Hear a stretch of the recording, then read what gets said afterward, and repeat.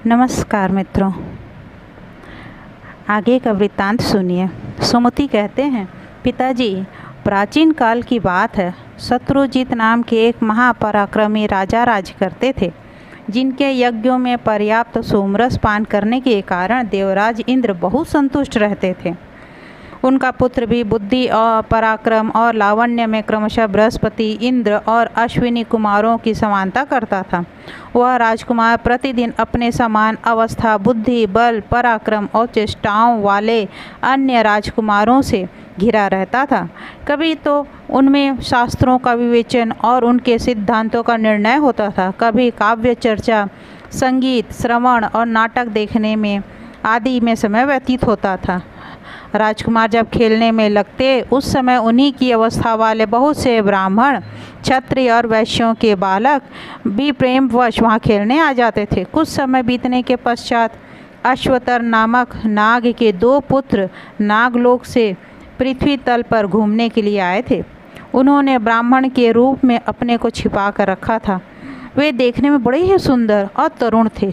वहाँ जो राजकुमार तथा अनन्य और अन्य द्विज बालक खेलते थे, उनके साथ ही वे भी भांति भांति के विनोद करते हुए बड़े प्रेम से रहते थे। वे राजकुमार, वे ब्राह्मण, क्षत्रिय और वैश्यों के पुत्र तथा वे दोनों नागराज के बालक साथ ही साथ स्नान, अंग सेवा, वस्त्र धारण, चंदन का अनुलेप और भोजन आदि कार्य करते कराते थे।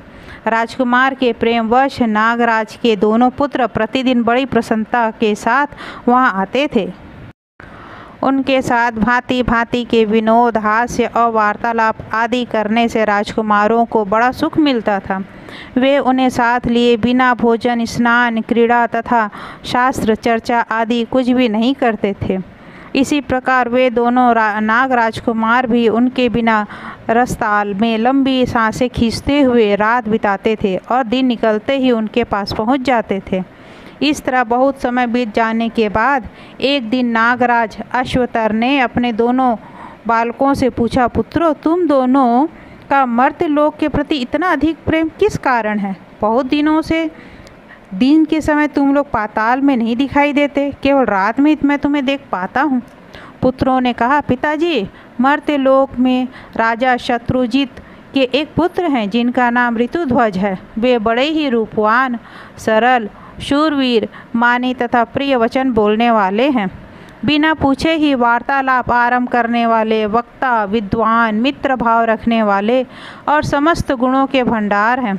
वे राजकुमार माननीय पुरुषों को सदा आदर देते हैं, बुद्धिमान एवं लज्जाशील हैं।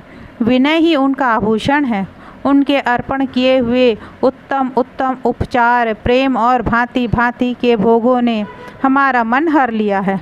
उनके बिना नागलोक या भूलोक में कहीं भी हमें सुख नहीं मिलता। पिताजी, उनके वियोग से पाताल लोक की यह शीतल रजनी भी हमारे लिए संताप का कारण बनती है। उनका साथ होने से दिन के सूर्य भी हमें आह्लाद प्रदान करते हैं। पिता ने कहा, पुत्रों, अपने पुण्यात्मा पिता का वह बालक धन्य है जिसके गुणों का वर्णन तुम जैसे गुणवान लोग परोक्ष में भी कर रहे हैं। संसार में ऐसे कुछ लोग ऐसे हैं जो शास्त्रों के ज्ञाता तो हैं किंतु उनमें शील का अभाव है। कुछ लोग शीलवान तो हैं किंतु शास्त्र ज्ञान से रहित हैं। जिस पुरुषों में शास्त्रों का ज्ञान और उत्तम शील दोनों गुण समान रूप से हों, मैं उसी को विशेष धन्यवाद का पात्र समझता हूँ।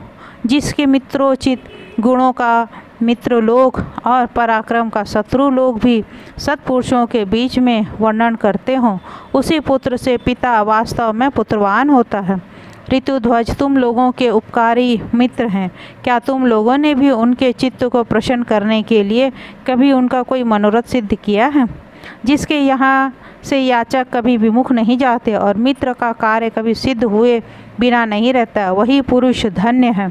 उसी का जीवन और जन्म धन्य है। मेरे घर में जो स्वर्ण आदि रत्न, वाहन, आसन तथा और कोई वस्तु उनके लिए रुचिकर हो, वह सब लोग निशंक होकर उन्हें दे सकते हो। जो सुहृदयों का उपकार करते हैं, शत्रुओं को हानि पहुंचाते हैं तथा मेघ के समान सर्वत्र दान की वर्षा करते हैं। विद्वान लोग उनकी सदा ही उन्नति चाहते हैं। पुत्र बोले, पिताजी वे तो कृत्य हैं, उनका कोई क्या उपकार कर सकता है। उनके घर पर आए हुए सभी याचक सदा ही पूजित होते हैं, उनकी सभी कामनाएं पूर्ण की जाती हैं। उनके घर में जो रत्न हैं वे हमारे पाताल में कहाँ हैं। वैसे वाहन, आसन, यान, भूषण और वस्त्र यहाँ कहाँ उपलब्ध हो सकते हैं। उनमें जो विज्ञान है वह और कहीं किसी में नहीं है। पिताजी वे बड़े बड़े विद्वानों के भी सब प्रकार के संदेहों को भली भांति निवारण करते हैं। हाँ, उनका एक कार्य अवश्य है, किंतु वह ब्रह्मा, विष्णु और शिव आदि सर्वसमर्थ परमेश्वरों के सिवा हम लोगों के लिए सर्वथा असाध्य है। पिता ने कहा, पुत्रों, असाध्य हो या साध्य, किंतु मैं उस उत्तम कार्य को अवश्य सुनना चाहता हूँ। विद्वान पुरुषों के लिए कौन सा कार्य असाध्य है?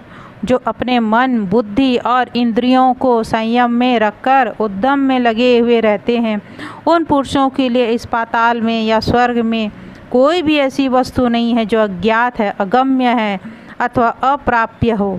चींटी धीरे धीरे चलती है, तथापि यदि वह चलती रहे तो सहस्त्रों योजन दूर चली जाती है। इसके विपरीत गरुड़ तेज चलने वाले होने पर भी यदि आगे पैर ना बढ़ावे तो एक पग भी नहीं जा सकते। अर्थात जो मनुष्य अगर कोशिश करता, अगर वह शरीर से भी असमर्थ है तो भी अगर वह कोशिश करे तो एक दिन अपने लक्ष्य को प्राप्त अवश्य करता है। परंतु जो समर्थवान है, जिसमें किसी भी चीज़ की कमी नहीं है, परंतु वह अगर कर्म ही नहीं करेगा, वह कोशिश ही नहीं करेगा, तो वह एक पल भी आगे नहीं बढ़ सकता। उद्योगी मनुष्यों के लिए कुछ गम्य और अगम्य नहीं होता है, उनके लिए सब एक सा होता है। कहाँ यह भूमंडल और कहाँ ध्रुव का स्थान, जिसे पृथ्वी पर होते हुए भी राजा उत्तानपाद के पुत्र ध्रुव ने प्राप्त कर लिया। इसलिए पुत्रों, महाभाग राजकुमारों को जिस वस्तु की आवश्यकता हो बतलाओ, जिसे देकर तुम दोनों मित्र उस ऋण से मुक्त हो जाओ। पुत्रों ने कहा, पिताजी, महात्मा ऋतुध्वज ने अपनी कुमार अवस्था में एक घटना बतलाई थी। वह इस प्रकार थी। राजा शत्रुजीत के पास पहले कभी एक श्रेष्ठ ब्राह्मण पधारे थे। उनका नाम महर्षि गालव था। वे बड़े ही बुद्धिमान थे और एक श्रेष्ठ अश्व लेकर आए थे। उन्होंने राजा से कहा, महाराज, एक पापाचारी नीच दैत्य आकर मेरे आश्रम का विध्वंस किए देता है।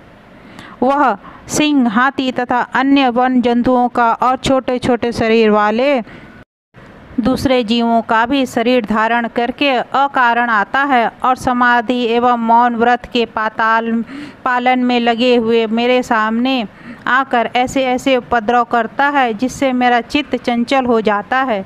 यद्यपि हम लोग उसे अपनी क्रोधाग्नि से भस्म कर डालने की शक्ति रखते हैं, तथापि बड़े ही कष्ट से उपार्जित की हुई तपस्या का अपव्यय नहीं करना चाहते। राजन, एक दिन की बात है, मैं उस असुर को देखकर अत्यंत खिन्न हो लंबी सांसें ले रहा था। इतने में यह घोड़ा आकाश से नीचे उतरा। उसी समय यह आकाशवाणी हुई, हे मुनि, यह अश्व बिना थके समस्त भूमंडल की परिक्रमा कर सकता है। इसे सूर्यदेव ने आपके लिए प्रदान किया है। आकाश, पाताल और जल में भी इसकी गति नहीं रुकती। यह समस्त दिशाओं में बेरोक टोक जाता है। पर्वतों पर चढ़ने में भी इसे कठिनाई नहीं होती। समस्त भूमंडल में यह बिना थकावट किए विचरण करेगा। इसलिए संसार में इसका कुवलय, अर्थात कु मतलब होता है भूमि और वलय में माने मंडल, नामक प्रसिद्ध होगा। द्विश्रेष्ठ, जो नीच दानव तुम्हें रात दिन क्लेश में डाले रहते हैं, उसका भी इसी अश्व पर आरूढ़ होकर राजा शत्रुजीत के पुत्र ऋतुध्वज वध करेंगे। इस अश्वरत्न को पाकर इसी के नाम से राजकुमार की प्रसिद्धि होगी। वे कुवलय याश्व कहलाए जाएंगे। राजन, उस आकाशवाणी के अनुसार मैं तुम्हारे पास आया हूँ। तपस्या में विघ्न डालने वाले उस दानव को तुम रोको, क्योंकि राजा भी प्रजा की तपस्या से आशंका का भागी होता है। भूपाल, अब मैंने यह अश्वरथ तुमको समर्पित कर दिया। तुम अपने पुत्र को मेरे साथ चलने की आज्ञा दो, जिससे धर्म का लोप न होने पाए। गालव मुनि के यूँ कहने पर धर्मात्मा राजा ने मंगलाचार पूर्ण करके राजकुमार ऋतुध्वज को उस अश्वरथ पर चढ़ाया और मुनि के साथ भेज दिया। गालव मुनि उन्हें साथ लेकर अपने आश्रम को लौट गए। पिता ने पूछा, पुत्रों, महर्षि गालव के साथ जाकर राजकुमार ऋतुध्वज वहाँ जो जो कार्य किए उसे बतलाओ। तुम लोगों की कथा बड़ी ही अद्भुत है। पुत्रों ने कहा, महर्षि गालव के रमणीय आश्रम में रहकर राजकुमार ऋतुध्वज ने ब्रह्मवादी मुनियों के सब विघ्नों को शांत कर दिया। वीर कुवलय याश्व गालव आश्रम में ही निवास करते थे। इस बात को वह मंदोमत्त नीच दानव नहीं जानता था, इसलिए संध्या उपासना में लगे हुए गालव मुनि को सताने के लिए वह शुकर का रूप धारण करके आया। उसे देखते ही मुनि के शिष्यों ने हल्ला मचाया। फिर तो राजकुमार शीघ्र ही घोड़े पर सवार हो धनुष लेकर उसके पीछे दौड़े। उन्होंने धनुष को खूब जोर से खींचा और एक चमकते हुए अर्धचंद्र आकार में बाण से उसको चोट पहुंचाई। बाण से आहत होकर वह अपने प्राण बचाने की धुन में भागा। अब वृक्षों तथा पर्वतों से घिरी हुई घनी झाड़ी में घुस गया। वह घोड़ा भी मन के समान वेग से चलने वाला था। उसने बड़े वेग से उस सूअर का पीछा किया। वराह रूपधारी दानव तीव्र वेग से भागता हुआ सहस्त्रों योजन दूर निकल गया और एक जगह पृथ्वी पर विवर के आकार में दिखाई देने वाले गड्ढे के भीतर बड़ी फुर्ती के साथ कूद पड़ा। इसके बाद शीघ्र ही अश्वारोही राजकुमार भी घोर अंधकार से भरे हुए उस भारी गड्ढे में कूद पड़े। उसमें जाने पर राजकुमार को वह सुअर नहीं दिखलाई पड़ा, बल्कि उसके प्रकाश से पूर्ण पाताल लोक का दर्शन हुआ। सामने ही इंद्रपुरी के समान एक सुंदर नगर था, जिसमें सैकड़ों सोने के महल शोभा पा रहे थे। उस नगर के चारों ओर सुंदर चार दीवारी बनी हुई थी। राजकुमार ने उसमें प्रवेश किया, किंतु वहाँ उन्हें कोई मनुष्य नहीं दिखाई दिया। वे नगर घूमने लगे। घूमते घूमते उन्होंने एक स्त्री को देखा, जो बड़ी उतावली के साथ कहीं चली जा रही थी। राजकुमार ने उसे पूछा, तू किसकी कन्या है? किस काम से जा रही है? उस सुंदरी ने कुछ उत्तर नहीं दिया। वह चुपचाप एक महल की सीढ़ियों पर चढ़ गई। ऋतुध्वज ने भी घोड़े की जगह को एक जगह बांधकर उसी स्त्री के पीछे पीछे महल में प्रवेश किया। उस समय उनके नेत्र आश्चर्य से चकित हो रहे थे। उसके मन में किसी भी प्रकार की शंका नहीं थी। महल में पहुंचने पर उन्होंने देखा एक विशाल पलंग बिछा हुआ है। उसके ऊपर से नीचे तक सोने का बना हुआ है। उस पर एक सुंदर कन्या बैठी हुई थी, जो कामना युक्त रति सी जान पड़ती थी। चंद्रमा के समान वह सुंदर मुख, सुंदर बाहें, कुंदरू के समान लाल ओंठ, छरहरा शरीर, नील कमल के समान उसके नेत्र थे। अनंगलता की भांति उस सर्वांग सुंदरी रमणी को देखकर राजकुमार ने समझा यह कोई रसाताल की देवी है। उस सुंदरी बाला ने भी मस्तक पर काले घुंघराले बालों से सुशोभित उभरी हुई छाती, स्थूल कंधों और विशाल भुजाओं वाले राजकुमार को देखकर साक्षात कामदेव ही समझा। उनके आते ही वह सहसा उठ खड़ी हो गई, किंतु उसका मन अपने वश में ना रहा। वह तुरंत ही लज्जा, आश्चर्य और दीनता के वशीभूत हो गई। सोचने लगी, ये कौन है? देवता, यक्ष, गंधर्व, नाग अथवा विद्याधर तो नहीं आ गए, या ये कोई पुण्य आत्मा मनुष्य है? यूं विचार कर उसने लंबी सांस ली और पृथ्वी पर बैठकर सहसा मूर्छित हो गई। राजकुमार को भी कामदेव के बाण का आघात सा लगा। फिर भी धैर्य धारण करके उन्होंने उस तरुणी को आश्वासन दिया और कहा, डरने की आवश्यकता नहीं है। वह स्त्री जिसे उन्होंने पहले ही महल में जाते हुए देखा था, ताड़का का पंखा लेकर व्यग्रता पूर्वक हवा करने लगी। राजकुमार ने आश्वासन देकर जब उसे मूर्छा का कारण पूछा, तब वह बाला कुछ लज्जित हो गई। उसने अपनी सखी को सब बातें बता दी। फिर उस सखी ने उसकी मूर्छा का सारा कारण बताया, जो राजकुमार को देखने से ही हुई थी। विस्तार पूर्वक कह सुनाया। वह स्त्री बोली, प्रभु, देवलोक में विश्वावसु नाम से प्रसिद्ध एक गंधर्वों के राजा हैं। यह सुंदरी उन्हीं की कन्या है। इसका नाम मदालसा है। वज्रकेतु दानव का एक भयंकर पुत्र है जो शत्रुओं का नाश करने वाला है। वह संसार में पाताल केतु के नाम से प्रसिद्ध है। उसका निवास स्थान पाताल के ही भीतर है। एक दिन यह मदालसा अपने पिता के उद्यान में घूम रही थी। उसी समय उस दुरात्मा दानव ने विकारमयी माया फैलाकर इस असहाय बालिका को हर लाया। उस दिन मैं इसके साथ नहीं थी। सुना है आगामी त्रयोदशी को वह असुर इसके साथ विवाह करेगा, किंतु जैसे शूद्र वेद की श्रुतिका का अधिकार नहीं है, उसी प्रकार वह दानव भी इस सर्वांग सुंदरी मेरी सखी को पाने के योग्य नहीं है। अभी कल की बात है, वह यह बेचारी आत्महत्या करने को तैयार हो गई थी। उस समय कामधेनु ने आकर आश्वासन दिया, बेटी, यह नीच दानव तुम्हें नहीं पा सकता। तुम मर्त्य लोक में जाने पर इस दानव को जो अपने बाणों से बींध डालेगा वही तुम्हारा पति होगा। बहुत शीघ्र यह सुयोग प्राप्त होने वाला है। यह कहकर सुरभि देवी अंतर्ध्यान हो गई। मेरा नाम कुंडला है। मैं इस मदालसा की सखी विंध्यवान की पुत्री हूँ और वीर पुष्करमाली की पत्नी हूँ। शुंभ ने मेरे स्वामी को मार डाला। तब से उत्तम व्रतों का पालन करती हुई दिव्य गति से भिन्न भिन्न तीर्थों में विचरती रहती हूँ। अब मैं परलोक सुधारने में ही लगी हूँ। दुष्ट आत्मा पाताल केतु आज वराह का रूप धारण करके मर्तलोक में गया था। सुनने में आया है कि वहाँ मुनियों की रक्षा के लिए किसी ने उसको अपने बाणों का निशाना बनाया है। मैं इस बात का ठीक ठीक पता लगाने के लिए ही गई थी। पता लगा कि तुरंत लौट आई। सचमुच ही किसी ने उस अधम दानव को बाण से बींध डाला है। अब मदालसा के मूर्छित होने का कारण सुनिए। मानद, आपको देखते ही आपके प्रति इसका प्रेम हो गया, किंतु यह पत्नी होगी किसी और की, जिससे उस दानव को अपने बाणों का निशाना बनाया है। यही कारण है इसको मूर्छा आ गई। अब तो जीवन भर इसे दुख ही भोगना होगा, क्योंकि इसके हृदय का प्रेम तो आप में है और पति कोई और ही होने वाला है। सुरभि का वजन कभी अन्यथा नहीं हो सकता। मैं तो इसी के प्रेम से दुखी होकर यहाँ चली आई, क्योंकि मेरे लिए अपने शरीर में और सखी में कोई अंतर नहीं है। यदि यह अपनी इच्छा के अनुसार किसी वीर को पति के रूप में प्राप्त कर लेती है तो मैं निश्चिंत होकर तपस्या में लीन हो जाऊंगी। हे राजकुमार, अब आप अपना परिचय दीजिए। आप कौन हैं और यहाँ कैसे पधारे? आप देवता, दैत्य, गंधर्व, नाग अथवा किन्नर में से किसी में से तो कोई नहीं लगते, क्योंकि यहाँ मनुष्य की पहुँच नहीं हो सकती और मनुष्य का ऐसा दिव्य शरीर भी नहीं होता। जैसे मैंने सब बातें आपको सच सच बताई, वैसे ही आप अपना भी सच और अपना सत्य को हमारे सामने प्रकट करें। कुबलय याश्व ने कहा, धर्मज्ञ, तुमने जो यह पूछा है कि आप कौन हैं, कहाँ से आए हैं, तो इसका उत्तर सुनो।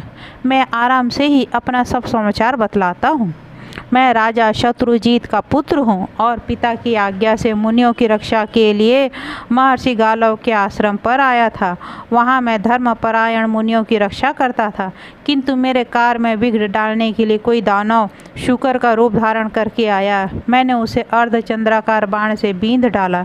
मेरे बाण की चोट खाकर वह बड़े वेग से भागा।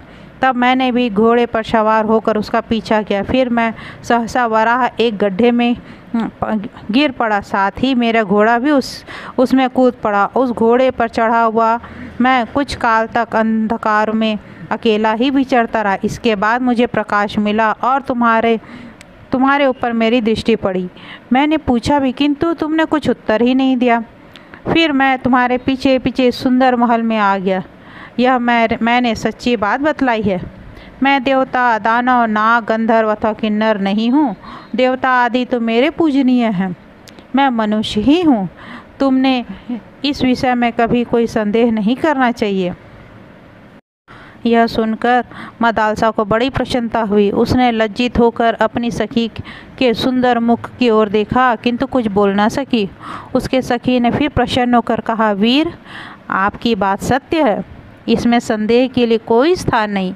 मेरी सखी का हृदय और किसी और को देखकर आसक्त नहीं हो सकता। अधिक कमनीय कांति चंद्रमा को ही प्राप्त होती है। प्रचंड प्रभा सूर्य में ही मिलती है। दैवी विभूति धन्य पुरुष को ही प्राप्त होता है, धृति धीर को और क्षमा उत्तम पुरुष को ही मिलती है। इसमें संदेह नहीं है कि आपने ही उस नीच दानव का वध किया है। भला गो माता सुरभि मिथ्या कैसे कहेंगी? मेरी यह सखी बड़ी भाग्यशालिनी है, आपका संबंध पाकर यह धन्य हो गई। हे वीर, जिस कार्य को विधाता ने ही रखा है उसे अब तुम भी पूर्ण करो। कुंडला की बात सुनकर राजकुमार ने कहा, मैं पिता के अधीन हूँ, उनकी आज्ञा के बिना इस गंधर्व राजकन्या से किस प्रकार विवाह करूं? कुंडला बोली, नहीं नहीं, ऐसा ना कहिए, यह देवकन्या है। आपके पिताजी इस विवाह से प्रसन्न होंगे, अतः इसके साथ अवश्य विवाह कीजिए। राजकुमार ने तथास्तु कहकर उसकी बात मान ली। तब कुंडला ने विवाह की सामग्री एकत्रित करके अपने कुलगुरु तुम्बुरु का स्मरण किया। वे समिधा और कुशालिए तत्काल वहां आ पहुँचे। मदालसा के प्रेम से कुंडला का गौरव रखने के लिए उन्होंने आने में विलंब नहीं किया। वे मंत्र के ज्ञाता थे, अतः अग्नि प्रज्वलित करके उन्होंने हवन किया और मंगलाचार के अनंतर कन्यादान करके वैवाहिक विधि संपन्न की। फिर वे तपस्या के लिए अपने आश्रम पर चले गए। तदंतर कुंडला ने अपने सखी से कहा, सुमुखी, तुम जैसी सुंदरी को राजकुमार ऋतुध्वज के साथ विवाहित देखकर मेरा मनोरथ पूर्ण हो गया। अब मैं निश्चिंत होकर तपस्या कर सकूंगी और तीर्थों के जल से अपने पापों को धो डालूंगी, जिससे फिर मेरी ऐसी दशा ना हो। इसके बाद जानने के लिए उत्सुक हो कुंडला ने बड़ी विनय के साथ राजकुमार से भी वार्तालाप किया। इस समय अपनी सखी के प्रति स्नेह की अधिकता से उसकी वाणी गदगद हो रही थी। कुंडला बोली, प्रभु, आपकी बुद्धि बहुत बड़ी है। आप जैसे लोग कोई पुरुष भी उपदेश नहीं दे सकता, जैसे फिर मुझ जैसी स्त्रियां तो दे ही क्या सकती हैं। किंतु इस मदालसा को के स्नेह से मेरा चित्त आकृष्ट हो गया है तथा आपने भी अपने प्रति मेरे हृदय में एक विश्वास उत्पन्न कर दिया है। इसलिए मैं आपको कर्तव्य का स्मरण मात्र करा रही हूँ। पति को चाहिए सदा अपनी पत्नी का भरण पोषण करे। जब पति पत्नी प्रेमवश एक दूसरे के वशीभूत होते हैं तब उन्हें धर्म अर्थ काम तीनों के प्राप्ति होती है, क्योंकि त्रिविग्रह की प्राप्ति पति पत्नी दोनों के सहयोग पर ही निर्भर होता है। राजकुमार, स्त्री की सहायता के लिए बिना पुरुष किसी देवता पितर भृत्य अतिथियों का पूजन नहीं कर सकता। मनुष्य जब पतिव्रता पत्नी की रक्षा करता है तब वह पुत्र उत्पादन के द्वारा पितरों को, अन्न आदि के द्वारा अतिथियों को और पूजा अर्चना के द्वारा देवताओं को प्रसन्न करता है। स्त्री भी पति के बिना धर्म अर्थ काम एवं संतान नहीं पा सकती। इसलिए पति पत्नी दोनों के सहयोग पर ही त्रिवर्ग का सुख निर्भर करता है। आप दोनों नव दंपत्ति के लिए ये बातें मैंने निवेदन की है। अब मैं अपनी इच्छा के अनुसार जा रही हूँ। यूँ कहकर कुंडला ने अपनी सखी को गले लगाया और राजकुमार को नमस्कार करके दिव्य गति से अपने अभिष्ट स्थान को चली गई।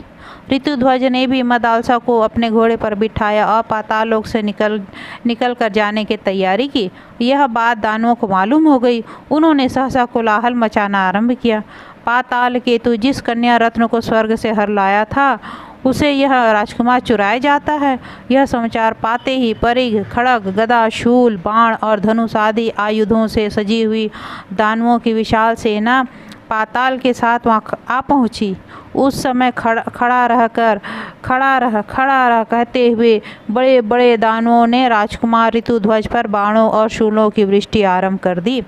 राजकुमार भी बड़े ही पराक्रमी थे। उन्होंने हंसते हंसते बाणों का जाल फैला दिया और खेल खेल में ही दानवों के सब अस्त्र शस्त्र काट गिराए।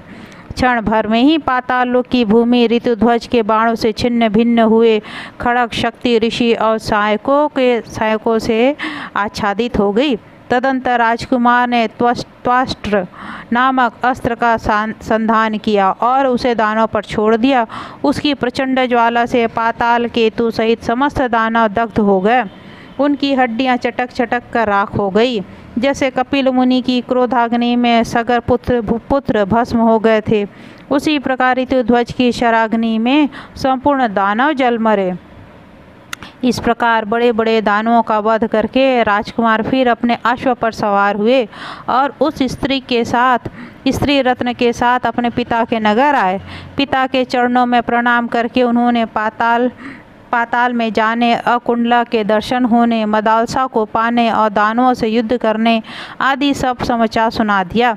यह सब सुनकर पिता को बड़ी प्रसन्नता हुई। उन्होंने पुत्र को अपनी छाती से लगाकर कहा, हे कि पुत्र, तुम सुपात्र और महात्मा हो। तुमने मुझे तार दिया क्योंकि तुम्हारे द्वारा उत्तम धर्म का पालन करने वाले मुनियों की भय से रक्षा हुई। मेरे पूर्वजों ने अपने कुल को यश से विख्यात किया था, मैंने उस यश को फैलाया था और तुमने अनुपम पराक्रम करके उसे और भी बढ़ा दिया। पिता ने जो यश, धन अथवा पराक्रम प्राप्त किया हो, उसे जो कम नहीं करता वह पुत्र मध्यम श्रेणी का माना गया है। जो अपनी शक्ति से पिता की अपेक्षा भी अधिक पराक्रम दिखाए उसे विद्वान पुरुष श्रेष्ठ कहते हैं, किंतु जो पिता द्वारा उपार्जित धन, वीर्य तथा यश को अपने समय में घटा देता है वह बुद्धिमान पुरुषों द्वारा अधम बताया गया है। मैंने जिस प्रकार ब्राह्मणों की रक्षा की थी उसी प्रकार तुमने भी की है, परंतु पाताल लोक की यात्रा और वहाँ असुरों का विनाश, वे सब कार्य तुमने अधिक किए हैं, अतः तुम्हारी गणना उत्तम पुरुषों में है।